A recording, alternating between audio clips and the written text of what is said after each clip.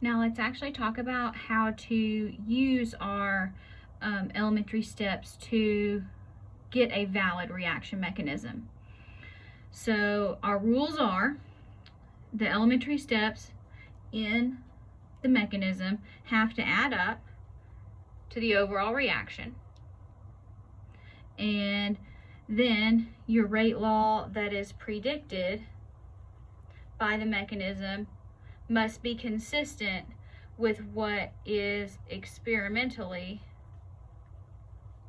observed. Now, it is possible that a reaction may have more than one valid mechanism. So all we can say is it's valid. You can't really prove which one may or may not be correct. You can say it's either valid or it's not. So if we're just looking at this reaction, here it is.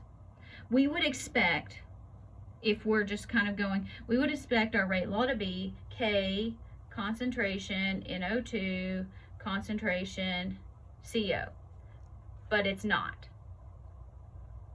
We actually did an example earlier in the chapter with this. So that's not the case. So let's actually consider that this reaction occurs in more than one step. So there's two steps here where two nitrogen dioxides come together to form NO3 and NO, and that's slow. And then we have our second one that's fast. So now the first step would be our rate determining or our rate limiting. So our predicted rate